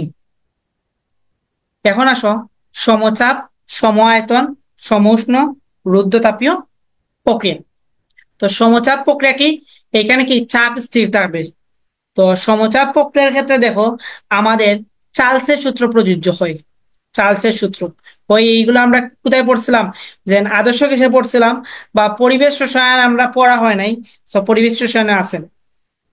তারপরে আসো সমায়তন। সমায়তন প্রক্রিয়া কি, আয়তনটা স্থির থাকবে, এক্ষেত্রে কৃতকাজটা শূন্য। কেন কৃতকাজ শূন্য, দেখো কৃতকাজের ফর্মুলা, গ্যাস সম্প্রসারণ জড়িত কৃতকাজের ফর্মুলা জানি, ডাব্লিউ সমান কি, ডেল ভি। তার মানে সমায়তন অর্থাৎ আয়তনের পরিবর্তন তো শূন্য, তাইলে del, sorry, P × 0, that's why 0। তাইলে এই ক্ষেত্রে আমাদের তাপগতিবিদ্যার প্রথম সূত্র, তাপগতির প্রথম সূত্রটা যদি আমরা অ্যাপ্লাই করি, তাহলে আমরা বলতে পারি যে DQ = DU। অর্থাৎ তুমি যে তাপটা সিস্টেমে দিবা তার সম্পূর্ণটাই সিস্টেমের অভ্যন্তরীণ শক্তি বৃদ্ধিতে কি হবে, খরচ হয়ে যাবে। এক্ষেত্রে সিস্টেম কোনো কাজ করবে না। আচ্ছা, তারপরে আসো সমউষ্ণ। সমউষ্ণ প্রক্রিয়া কি, তাপমাত্রা একই, দেড়শই বয়েলের সূত্র প্রযোজ্য, আর এই ক্ষেত্রে কৃতকাজ আমরা বলতে পারি কি, দেখো NRT ln V2/V1, NRT ln V2/V1। আর এই ক্ষেত্রে পিবি কনস্ট্যান্ট, ওই যে বয়েলের সূত্র আমরা জানি কি, যে বি প্রপোর্শনাল কি 1/P, বা এইখান থেকে আমরা বলতে কি পারি কি পিভি ইজ ইকুয়াল কনস্ট্যান্ট। এটা হলো কি আমাদের সমউষ্ণ প্রক্রিয়ার ক্ষেত্রে। দেন আসে আমাদের রুদ্ধতাপী প্রক্রিয়া। আরেকটা জিনিস, সমউষ্ণ প্রক্রিয়ার পরিবর্তনটা খুব ধীরে ধীরে ঘটে, মানে স্লোলি ঘটে। আচ্ছা, আর রুদ্ধতাপীয় প্রক্রিয়া, এই রুদ্ধতাপীয় প্রক্রিয়াটা কি খুব দ্রুত, মানে হঠাৎ পরিবর্তন ঘটে। যেমন হঠাৎ টায়ার ব্লাস্ট হয়েছে, হঠাৎ বেলুন ফেটে গেল। সো এইগুলা হইলো আমাদের রুদ্ধতাপীয় প্রক্রিয়া। রুদ্ধতাপীয় প্রক্রিয়ায় তাপের কোনো আদান প্রদান ঘটে না, অর্থাৎ শূন্য। তার মানে রুদ্ধতাপীয় প্রক্রিয়ার ক্ষেত্রে যদি আমরা তাপগতিবিদ্যার প্রথম সূত্র অ্যাপ্লাই করি, তাপগতির প্রথম সূত্র, তাইলে আমরা বলতে পারি যে ডিকিউ তো আমাদের শূন্য। তাইলে আমরা বলতে পারি DU is equal minus, sorry, DW is equal minus DU, অর্থাৎ তার অভ্যন্তরীণ শক্তির বিনিময়ে সিস্টেম কাজ করে। আচ্ছা, এই দেখো আমি ডাব্লিউ সমান লিখছি মাইনাস ডাব্লিউ, বা লেখা যায় এন সিবি। এই সিবিটাকে আমি কিন্তু আগে বলছিলাম, এই যে মুলার তাপ ধারণ ক্ষমতা। একটু দেখিয়ে আনি তোমাদের কোথায় বলছিলাম। এই দেখো এইখানে বলছিলাম মুলার তাপ ধারণ ক্ষমতা। আমরা বলছিলাম যে সিপি এবং সিবি সম্পর্কে আমরা একটু পরেই জানবো। সো আমাদের ওই একটু পর সময়টা চলে আসছে আর কি। সো সিপিটা হইলো স্থির চাপে মুলার তাপ ধারণ ক্ষমতা, আর সিবিটা হইলো স্থির আয়তনে মুলার তাপ ধারণ ক্ষমতা। তার মানে এখন আমরা এখানে মুভ করি। সো এইখানে দেখো সিবিটা আসছে, তার মানে স্থির আয়তনে। তাইলে N CB T1 minus T2, বা এটাকে লেখা যায় এন আর বাই হইল gamma minus one del T. আবার দেখো রুদ্ধতাপীয় প্রক্রিয়ার ক্ষেত্রে আমরা বলতে পারি P V gamma is equal constant. তার মানে এইখান থেকে আমরা একটা সূত্র ডেভেলপ করতে পারি যে P1 V1 gamma is equal P2 V2 gamma. আবার দেখো তাপমাত্রা এবং আয়তনের মধ্যে রিলেশনটা যদি আমরা দেখি, সেটা হইলো TV gamma minus one is equal constant. তার মানে এইখান থেকে আমরা লিখতে পারি T1 V1 gamma minus one is equal T2 V2 gamma minus one. Then আমাদের তাপমাত্রা এবং চাপের মধ্যে যদি আমরা রিলেশনশিপ দেখি, তাহলে সেটা হলো T1 - gamma is equal constant. তার মানে এইখান থেকে আমাদের সূত্র যদি ডেভেলপ করি, তাইলে হইলো T1/T2 is equal P1/P2 1 - gamma by হইলো গামা। আচ্ছা, এখন আসো সিপি এবং সিবি একটু ডিটেলস আমরা জানবো। এবং এইটা আমাদের আবার ইম্পর্টেন্ট একটা ম্যাথমেটিক্যাল পার্ট, বা ম্যাথমেটিক্যাল পার্ট না, তোমাকে ভ্যালু গুলা দিয়ে দিতে পারে। আর জিএসটি এবং এর ক্ষেত্রে ইম্পর্টেন্ট। ওকে, যেগুলাতে অপশন আছে আর কি। আচ্ছা, দেখি আমরা সিপি কি বলছে, যে স্থির চাপে মূলার গ্যাস ধ্রুবক, বা তোমার ওই যে মূলার তাপ ধারণ ক্ষমতা, আর স্থির আয়তনে তোমার মূলার তাপ ধারণ ক্ষমতা। গ্যাস ধ্রুবক না বলে তাপ ধারণ ক্ষমতা বলবো, তাপ ধারণ ক্ষমতা। আচ্ছা, এখন দেখি আমরা সিপি। সিপি মাইনাস সিবি সমান হইল আর। তার মানে এখান থেকে আমরা বলতে পারি সিপি গ্রেটার দেন সিবি, কারণ আর এর ভ্যালু হইল 8.314। তার মানে বড় সংখ্যা থেকে ছোট সংখ্যা যদি বিয়োগ হয়, তাইলেই তো আমরা পজিটিভ ভ্যালু পাবো। যেহেতু আর এর মান নেগেটিভ হতে পারে না, এজন্য সিপিটা সিবি থেকে ছোট হতে পারে না, সিপি সিবি থেকে অলওয়েজ বড়। দেন হইল সিপি/সিবি ইজ ইকুয়াল হইল gamma. CP by CV is equal gamma. এখন দেখি, মানে সিপি এবং সিবির অনুপাতটাকে আমরা গামা বলতে পারি। এখন আমরা দেখি যে এক পারমাণবিক গ্যাসের ক্ষেত্রে, এই গামার মান হইলো 1.67। বা আমরা যারা হ্যান্ড ক্যালকুলেশন করব, তাদের জন্য ইম্পর্টেন্ট একটা টপিক, সেটা হলো 5/3। হ্যান্ড ক্যালকুলেশনের ক্ষেত্রে আমরা 1.67 দিয়ে যদি করি, তাইলে অনেক ভেজাল লাগবে। তাইলে আমরা করবো কি, হ্যান্ড ক্যালকুলেশনের ক্ষেত্রে আমরা 5/3 ইউজ করব। বা ডিরেক্ট আমরা এখান থেকে বের করতে পারি সিপি সমান 5/2 আর, সিবি সমান 3/2 আর। দেন আসি আমরা যে দ্বিপারমাণবিক গ্যাসের ক্ষেত্রে। তোমার এখন এক পারমাণবিক গ্যাস কোনগুলা সেগুলো তো আমরা জানি, সেটা হইলো ধরো হিলিয়াম, নিয়ন, এইগুলো হইলো আমাদের এক পারমাণবিক গ্যাস। আর দ্বিপারমাণবিক গ্যাস কোনগুলা, অক্সিজেন, তারপরে নাইট্রোজেন, হাইড্রোজেন, এইগুলো হইলো আমাদের দ্বিপারমাণবিক গ্যাস। তাহলে তাদের ক্ষেত্রে হইব কি, আমাদের 1.4। আর হ্যান্ড ক্যালকুলেশন জন্য আমরা লিখতে পারি কি, যে 7/5। বা এটাকে লেখা যায় সিপি সমান লেখা যায় 7/2 আর সিবি সমান লেখা যায় 5/2। আর আচ্ছা, বহু পারমাণবিক গ্যাস লাইক দ্যাট আমাদের মিথেন, তারপর হইলো আমাদের কার্বন ডাই অক্সাইড, এইসব গ্যাস, এদের জন্য আমরা বলতে পারি যে গামার মান হইলো 1.33 বা 4/3 হ্যান্ড ক্যালকুলেশনের জন্য। আর সিপির মান 4R এবং সিবির মান হইলো 3R। তো এই বক বুঝছি। কোনো প্রশ্ন আছে এই এতটুকু পর্যন্ত?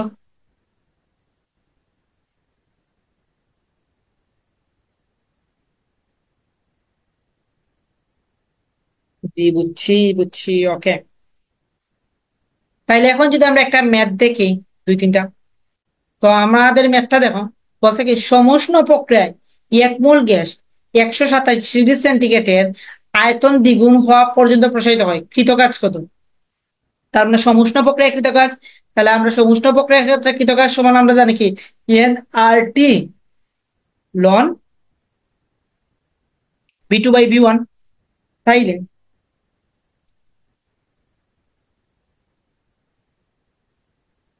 আর টির মান বলছে 127, 400। 127 মানে হইলো এটা 400 কেলভিন। আর লন দ্বিগুণ বলছে না, তাহলে V2/V1 সমান হইলো লন 2। তাইলে আমাদের এতটুকুই হইলো কাজ। দেন আসি কার্বন ডাই অক্সাইড গ্যাসের স্থির আয়তনে মূলার আপেক্ষিক তাপ। স্থির আয়তনে বলতে কি বলছে, সিবি। তাহলে সিবি তাপটা নির্ণয় করো।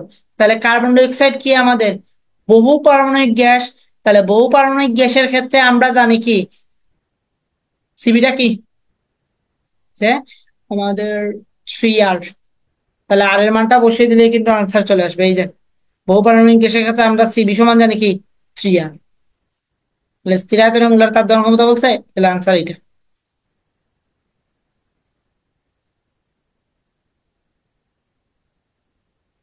তারপরে ধরো তোমাকে যদি বলতো একটা হাইড্রোজেন বেলুন, বেলুনের আয়তন, একটা হাইড্রোজেন বেলুনের আয়তন 2 লিটার, ওকে, 27 ডিগ্রি সেন্টিগ্রেড তাপমাত্রায়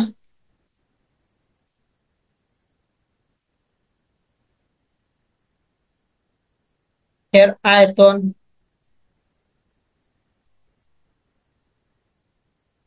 3 গুণ হওয়ার পর হঠাৎ ফেটে গেল। ফেটে গেল, প্রাথমিক আয়তন কত, সরি প্রাথমিক তাপমাত্রা কত ছিল?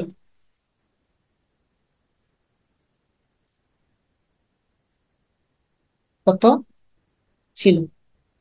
এবার প্রশ্নটা হইলো একটা বেলুনে, একটা বেলুন, একটা হাইড্রোজেন গ্যাস ভর্তি বেলুন, একটা হাইড্রোজেন গ্যাস তো বেলুনের আয়তন ছিল কত, 2 লিটার। 27 ডিগ্রি সেন্টিগ্রেড তাপমাত্রায় এর আয়তন 3 গুণ হওয়ার পর হঠাৎ ফেটে গেল, প্রাথমিক আয়তন কত ছিল? দ্যাটস ওয়াই এইখানে আয়তনটা কত ছিল, অর্থাৎ T1টা কত ছিল। তাহলে দেখো এখানে হঠাৎ ফেটে গেছে না, তাইলে এইটা হলো আমাদের রুদ্ধতাপীয় প্রক্রিয়া। ইয়েস। তাহলে রুদ্ধতাপীয় প্রক্রিয়ার ক্ষেত্রে আয়তন এবং টেম্পারেচারের যে ফর্মুলাটা আছে, এই ফর্মুলাটা অ্যাপ্লাই করতে হবে। এই দেখো, আয়তন এন্ড টেম্পারেচারের ফর্মুলা, এই ফর্মুলাটা আমাদের অ্যাপ্লাই করতে হবে। অর্থাৎ তোমার দেখো, আমি বের করবো T1। T1 V1 গামা-1 is equal T2 V2 গামা-1। যেহেতু হাইড্রোজেন গ্যাস দ্বিপারমাণবিক গ্যাস, তাহলে দ্বিপারমাণবিক গ্যাসের ক্ষেত্রে আমরা জানি কত, গামার মান 1/4 বা 7/5। যা খুশি বসাইতে পারো, যেহেতু ক্যালকুলেটর ইউজ করতে পারবা। এখন তুমি বের করবা T1। তাহলে T1 সমান আমি লিখতে পারি T2 V2/V1 গামা-1। তাহলে T2-র ভ্যালু তো দেই আছে আমাদের কত, যে 27 ডিগ্রি মানে হইলো আমাদের 300। আর এখানে 3 গুণ না, 3 গামা-1। ক্যালকুলেট করলে আমাদের কি আসবে, T1টা চলে আসবে। হোপফুলি বুঝছি আমরা এটা। এখন আসো তাপগতিবিদ্যার দ্বিতীয় সূত্র। সো এই দ্বিতীয় সূত্রে যে 4 জনের বিবৃতি আছে, এই বিবৃতিটা আমরা মুখস্থ করব বা শিখে ফেলবো আর কি। স্লাইড দিলেই সেটা তোমরা পড়ে নিবা। আর যাদের তো পড়া আছে, পারি তো পারি।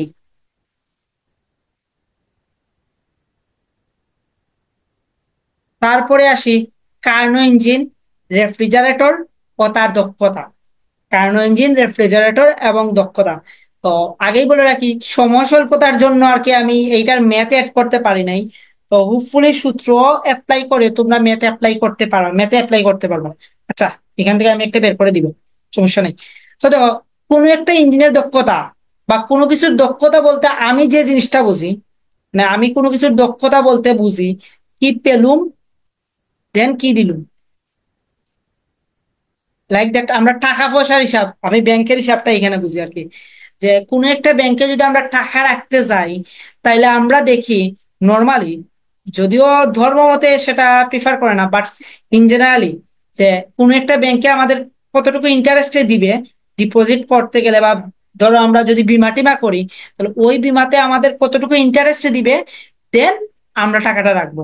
এখন ধরো আশা ব্যাংক, গ্রামীণ bank, hand bank, ten bank, যতগুলো ব্যাংকই আছে, সো যে ব্যাংকে ইন্টারেস্ট বেশি দেয় আমরা ডিপোজিট বা আমরা ডোনেট সেখানেই করি। সো কর্মদক্ষতা বলতে আমি এইভাবেই মনে রাখি, কি পাইলাম আর কি দিলাম। সো কি পাইলাম বলতে এইখানে কি পাবো, আমি কাজটা পাবো, তাহলে কাজ। দেন আমরা দিব গৃহীত তাপ, মানে মোট প্রদত্ত তাপ। তাহলে এফিসিয়েন্সি বলতে বোঝায় কৃত কাজ পাই হলো মোট প্রদত্ত তাপ ইন্টু 100%। বা দেখো, আমরা কার্নো ইঞ্জিনের ক্ষেত্রে লিখতে পারি 1 - Q2/Q1 ইন্টু 100%, বা 1 - T2/T1 ইন্টু 100%। এখানে একটু বলে রাখি, Q2 বা T2 আমরা কিভাবে বুঝবো? Q2 বা T2 আমরা অলওয়েজ ধরে নিব যার ভ্যালুটা বড়, ঠিক আছে? যার ভ্যালুটা বড় এটাকে আমরা Q2 ধরবো না। Q2 বা T2 অলওয়েজ হবে ছোট ভ্যালু, Q2 এন্ড T2 হবে ছোট মান। সো প্রশ্নের প্রবলেম স্টেটমেন্টে যে ভ্যালুটা ছোট, সেটাই হলো আমাদের T2, বা সেটাই হলো আমাদের Q2। তো ওই যে যারা সিঙ্ক, তারপর বর্জিত তাপ, এইগুলো নিয়ে পেন খাও, তো এখানেও পেন খাইতে হবে না আর কি। এতটুকু বুঝতে পারছি।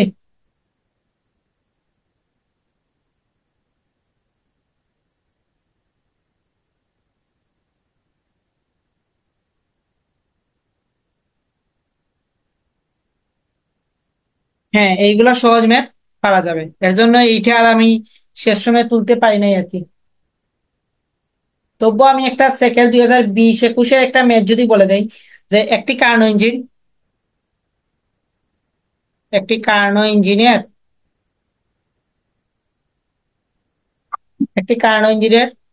তাপ উৎস ও তাপ গ্রাহকের তাপমাত্রা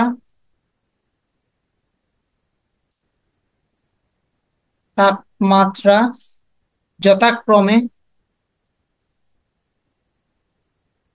1227 degree centigrade and 627 degree centigrade. দক্ষতা কত? দক্ষতা কত? এটা 20-21 আসছে আর কি। একটি ইঞ্জিনের তাপ উৎস এবং তাপ গ্রাহকের তাপমাত্রা যথাক্রমে 2727 degree centigrade, sorry 1227 degree centigrade, এবং গ্রাহকের তাপমাত্রা হলো 627 ডিগ্রি সেন্টিগ্রেড। দক্ষতা হলো, সো আমার তো গ্রাহক ট্রাহক এইগুলার ভাই পেইন্টিং আমি নিতে পারবো না, কি সিং কি গ্রাহক, এগুলো নিতে পারবো না। আমি বলে দিছি কি, যেটার মান ছোট সেটা হলো আমাদের Q2। তাইলে আমরা ফর্মুলাটা বসিয়ে দিব, 1 - Q2/Q1। ছোট ভ্যালু কত আছে? 627 বসিয়ে দেও। যে 627 আমরা কিসে কনভার্ট করব? 627 + 273, আর এইটা হইলো কত? 1227 + 273। এত পেন নেওয়ার দরকার আছে যে কোনটা গ্রাহক কোনটা সিঙ্ক? কোনো দরকার নেই। তো বুঝা গেছে মেথগুলা। আর আরেকটা জিনিস, রেফ্রিজারেটর এড করতে ভুলে গেছি। সো রেফ্রিজারেটরের সূত্র অ্যাপ্লাই করলে কিন্তু চলে আসবে রেফ্রিজারেটরের দক্ষতা বললে। সো আর কি কোনো প্রশ্ন আছে তোমাদের?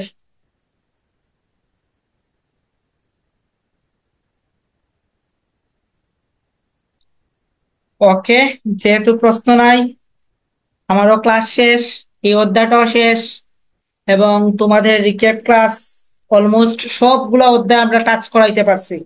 ঠিক আছে। আর তোমাদের 30 তারিখ চলতরিৎ, স্থির তড়িৎ এবং তাপগতিবিদ্যা পরীক্ষা। তাহলে আমাদের ঈদের আগে ভাই কেমিস্ট্রি কি শেষ? কেমিস্ট্রি সবগুলা শেষ ভাই, শুধু পরিবেশ রসায়ন রয়েছে। সো পরিবেশ রসায়নটা আমি রেকর্ড দিয়ে দিব আর কি, স্লাইডটা তৈরি করে ঈদের আগে আমি রেকর্ডটা দিয়ে দিব।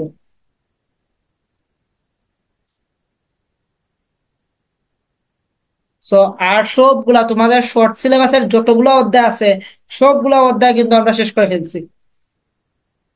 তোমরা এখন প্লে লিস্টে যারা শেষের দিকে এড হয়েছে আর কি, সবগুলার রেকর্ড আমাদের CK Immerse 25 YouTube channel learn with বিপ্লবের CK Immerse 25 প্লে লিস্টে গেলে সবগুলা রেকর্ড A to Z পাইবা, সিরিয়াল ওয়াইজ পাইবা। বুঝতে পারছি। এবং আমি চেষ্টা করব ঈদের আগে বা পরে, দক্ষতা বললে তুমি চাইলে 100 দিয়ে রাখতে পারো, নাইলে তুমি না দিলেও সমস্যা নেই। ঠিক আছে। ইউজুয়ালি আমরা দক্ষতা বলতে 100 এর রেশিওতে বুঝি আর কি। সো দিয়ে দিলে বেটার, পার্সেন্টেজ দিয়ে দিলে বেটার। ওই তো পার্সেন্টেজ।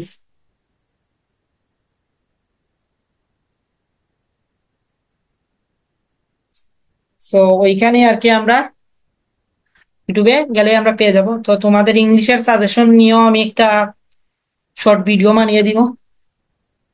সো তোমাদের আর পেন খাইতে হইব না।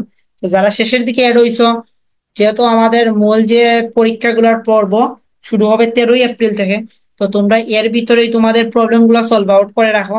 আর যতগুলো ডাউট মানে পরীক্ষা নেওয়া হয়েছে এইগুলার যে যে প্রবলেম আছে সবগুলা, এই যেমন 30 তারিখ তো আমাদের শেষ পরীক্ষা বলা যায় 13 তারিখের আগের। সো প্রথম পর্বে শেষ পরীক্ষা 30 তারিখ আমাদের।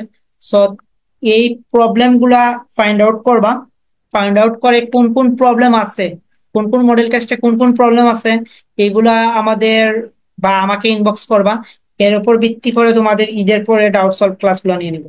তাহলে ওই থিওরি গুলো কমপ্লিট হয়ে গেল। দেন তোমরা যখন ফাইনাল যে পরীক্ষাগুলো দিবা, 10-12টা পরীক্ষা এখানে আছে, কয়টা আছে, 20টার মতো মনে হয় পরীক্ষা আছে অলমোস্ট। সো ওইগুলা দিলে মোটামুটি তোমাদের প্রবলেম গুলো সলভ হবে আর কি। বুঝতে পারছি। আর যে যে পরীক্ষায় যে যে প্রশ্নগুলা দিচ্ছি ওই প্রশ্নগুলোর টাইপই একটু ফলো করিও, ওই টাইপ গুলা ফলো করলেই তোমাদের হবে আর কি। আমি মানে একটা পরীক্ষার প্রশ্নগুলা মানে কি কি প্রশ্ন আসতে পারে একটা অধ্যায়ের সবগুলা প্রশ্নই আমি তুলে দিই। সো তোমাকে প্রশ্ন তারা আর কোনোভাবে মানানোর সুযোগ রাখি না আর কি। সো তোমার ওই টাইপ থেকেই আসবে, শুধু ভ্যালু গুলা চেঞ্জ করে দিবে। আমি দিলাম কোনো একটা ম্যাথে ভ্যালু 5, তারা ভ্যালু দিবে 10 বা 6 সামথিং, বাট ফর্মুলা সেম। বুঝতে পারছি। সো এইগুলা একটু বেশি বেশি করে প্র্যাকটিস করিও, কারণ তোমাদের যে পরীক্ষাগুলা দিচ্ছ আর কি আমার এইখানে খুবই ব্যাড, মানে 50%-এর উপরে কেউ মার্কস তুলতে পারছো না। এরাউন্ড তোমাদের যে রেজাল্ট বা মার্কস গুলা দেখি সেটা হলো 30 বা 35, দ্যাটস ওয়াই তোমরা ফার্স্ট মার্কই তুলতে পারছো না। বিষয়টা খুবই ডিসঅ্যাপয়েন্টেড। ঠিক আছে, এখানে 3-4টা অধ্যায়ে তুমি ফার্স্ট মার্ক তুলতে পারছো না, বাট এইখানে তোমার কয়টা অধ্যায় চিন্তা করছো তুমি, তোমার মাথার উপর একটা ইউজ একটা প্রেশার থাকবে। সো নিজের প্রবলেম গুলো একটু ফাইন্ড আউট করে ট্রাই করো। প্রবলেম হইলে আমি আর তোমাদের মিনা আপু তো আছেই, যতটুকু পারি সলভ করব, সলভ করার চেষ্টা করব। আর এইগুলা চেষ্টা করবো আর কি ঈদের আগে পরে একটু তাড়াতাড়ি শেষ করার জন্য।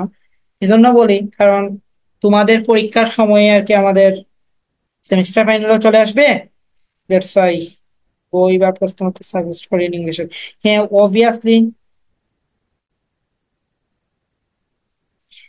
দেখো, ইংলিশের ক্ষেত্রে আমি বলবো তোমরা রুলস টাইপ যেগুলা like that changing sentence, narration, তারপর হইলো আর্টিকেলস, এইগুলা তোমরা যে ইন্টারমিডিয়েট যে রুলস গুলো তোমরা পড়ছো না, ওই রুলস গুলো আবার প্র্যাকটিস করো। আর ইংলিশে অপশন আছে একটা কথা খুবই বেনিফিট। আর আরেকটা জিনিস হলো এখানে নেগেটিভ মার্কিং নেই। সো তুমি যেটা পারবে না সেটা অপু 10-20 করে দেওয়ার সুযোগ আছে, এই সুযোগটা তোমাকে ইংলিশ দিচ্ছে। সো একটু তোমরা ইন্টারমিডিয়েটে যেগুলা গ্রামাটিক্যাল আছে না, যেগুলা রুলস আছে, তুমি দেখো ভাই, রাইট ফ্রম ভার্বস এর রুলস আছে তোমার, প্রিপজিশনে কোনো রুলস নাই। তারপর তোমার সিনোনিয়াম অ্যান্টোনিয়ামের রুলস নাই। তারপর যে ইংলিশ প্রভাব আছে মানে বাক্য আছে, এটার কোনো রুলস নাই। তারপর ইংলিশ যে ট্রান্সফরমেশন আছে, সরি ট্রান্সলেট আছে, এটার কোনো রুলস নাই, এইগুলা দেখার দরকার নাই। ঠিক আছে।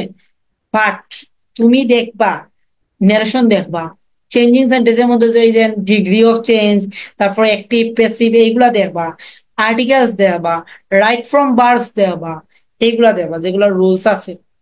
ঠিক আছে, যাতে এইগুলো ফুললি তোমার হয়। এই যে তোমাকে আমি বললাম narration, article, right from verbs, এগুলো মিলিয়ে তুমি 5 থেকে 7 মার্কস পাইবা। তাহলে এই যে 5 থেকে 7 মার্কস, এইগুলো আহামরি খুব কঠিন না। ট্রেক কোয়েকশন যেগুলো ক্লাস 10-এ পড়ছো, সো এইগুলো আহামরি কঠিন না। তাহলে তুমি 5 থেকে 7 তুমি 100% শিওর পাচ্ছ, বুঝতে পারছি। আর বাকির হইলো তোমার 10 থেকে 12। সো এই 10 থেকে 12 তুমি কি করবা, অপু 10 পিস করে যদি তুমি দাগাও, এমনটা না যেন তুমি এই 10 থেকে 12টার মধ্যে তুমি জিরো পাবা। ঠিক আছে, এইখানেও আমি ধরে নিলাম তোমার 50%-এর মতো পড়বে। আর যদি আমাদের বেটে বলে পড়ে যায়, তাহলে এখানে মার্কস বেশি হবে।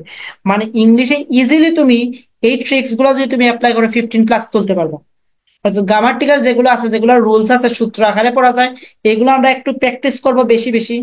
আর যেগুলা সিনোনিম এন্টোনিম, এগুলা জাস্ট দেখবো আর কি, বিগত সালে যেগুলো আসছে, কৃষি জিএসটি এগুলো।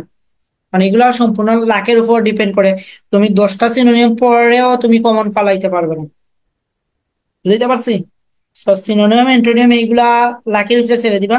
আর যেগুলো গ্রামাটিক্যাল আছে, এইগুলা গ্রামাটিক্যাল ফলো করবা।